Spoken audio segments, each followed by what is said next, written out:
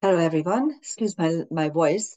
And we have very strange weather in the late mornings, early afternoons. It's quite warm, and then it cools off considerably. So we are not heating yet, but the evenings are quite chilly, and it's either the chill or my granddaughters, brilliant, beautiful granddaughters, who, of course, started school and kindergarten, and of course, they colds. That's what kids do. And of course, I can't resist kissing them all the time and cuddling them, so it might be that. But I'm not feeling bad. Just my voice. Anyhow, after the brilliant Saturn Vesta opposition, which described our oaths and promises and pacts and whatever, and the stupid long words, we have another placement right before, actually two placements right before the solar eclipse new moon on the 30th and the 29th. And they are both karmically important. So I'm going to show you. Actually, I did a sheet and I'm going to show you the London chart. It's the exact Sun South Node conjunction, as you can see in the 12th house, because it's at 8:24 London time on September the 29th, 8:24 a.m., of course. Forgot to put there the a.m., but obviously you know probably it. And so this is the chart. And as you can see, we have a Libra rising and a ton of things in Libra. Juno is on the London ascendant, signifying pacts and alliances. And on the descendant, you have exactly conjunct Chiron and also the Aries, drastically altered outward circumstances. And I just heard that the new government, the new Labour government, wants to take away old people's benefits, which is a terrible choice. But of course, they don't need us, older people. They don't want us. They want us to die quietly. They want us to get lost, to be rid of, simply because they don't want our knowledge. They don't need our outlook on life. They want the new people who they can manipulate. And so why should they pay anything for older people? It's quite interesting. And this placement kind of shows it, that they are planning something really bad uh, to, to anyone that they consider as enemy or adversary. And old people are always the enemy simply because they know more and they have lived through stuff and they know how that stuff is working. And also Pluto is on the IC, suggesting that the home and of course the home environment, the family energy, the homeland energy is going to be transformed. Brilliant. What can I say? The Pallas Athena Lilith conjunction is very tight still, and as you can see, the sun is highlighting and illuminating the south node both in Libra. And when you see such a placement, first of all, the south node is what you bring in for this incarnation as a karmic energy pattern, as your karmic piggy bank, as your karmic survival kit. And the North Node is what you're learning as a destiny choice for this life. And I keep telling you that you have the last moments to learn to fight for what's you, what's yours, what's important to you, who is important to you, and what. Because soon the nodal axis will retrograde into Pisces and Virgo, and we won't have this energy pattern at our disposal for the next 18 years. I might not even be alive until that time, and many of us won't be alive. So this is our last chance for quite a while to learn to fight. What do we bring in? Libra, making alliances, reconciling things, diplomacy, um, uh, cleverness, the power of words, the power of ideas. That's what Libra is there, and also the ability to be very diplomatic. And the sun, when it's exactly conjunct or in the same sign as the south node, suggests that yeah, you bring in some energy instinctually, but when the sun is there as well, then you need to learn it consciously. You need to redevelop it. You need to take it to another level. And that is the space-time moment at the moment, right now. Mercury is right behind, so you can also understand it. And as you can see, Astrea is coming up to the conjunction with Lilith. Actually, it will be exactly conjunct in the eclipse chart. We will take a look at that as well. So that is the space-time moment. And in the London chart, we have not too many things. Here it is. Yes, we do have a multiple dissolved opposition and an angel wing. That's what we have. In the Budapest chart, you had something else because the ascendant-descendant axis also came into the picture. So it was a little bit more complicated, but that is the relevant thing for London. So here's the opposition. On the one hand, it's the Mercury Sun South Node conjunction, and Astrea is also kind of in the picture, coming up to a conjunction with the Sun, but it's barely there really. But of course, this is a multiple opposition because actually the North Node is opposite the Sun and Mercury and Astrea. And this is being dissolved by the angel wing. How?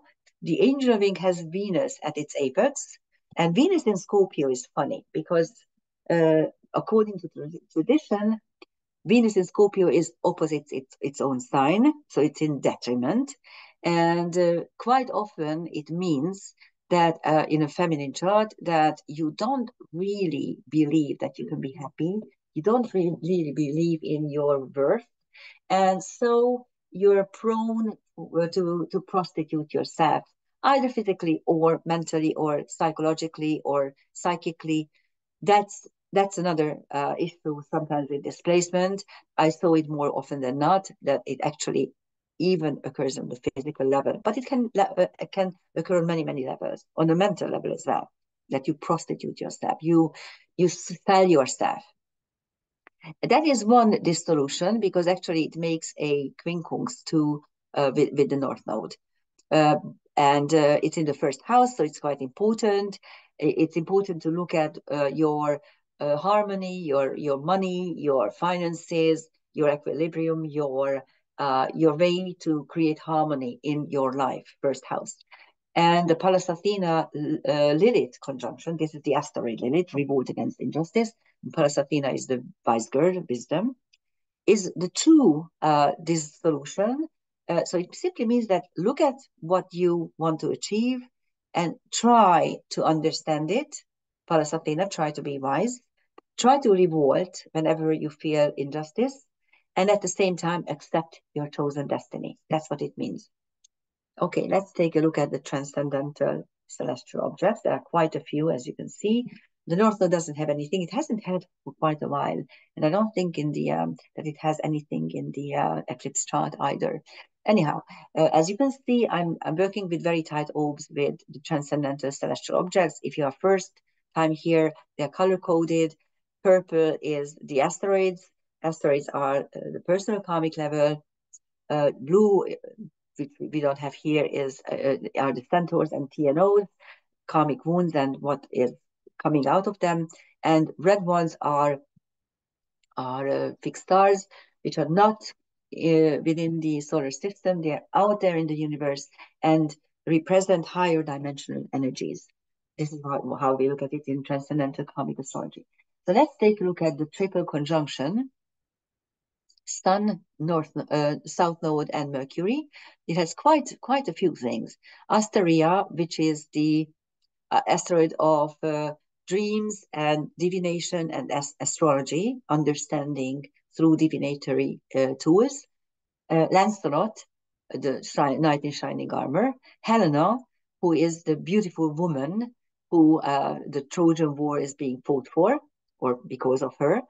Berenike, who is a quiet wife who actually sacrifices her own dresses, her own hair, so that the gods take her husband back from the war intact and healthy, and it happens. Quite interestingly, on Astrea, you have diadem, which is Alpha Coma Berenice, so the alpha star of Berenice's hair. And diadem is the place where our quietly done sacrifices are being gathered and stored. So you have the the both of them. It's quite funny. And of course, there is also Nagasaki, complete destruction. This is what the powers that be are planning for us.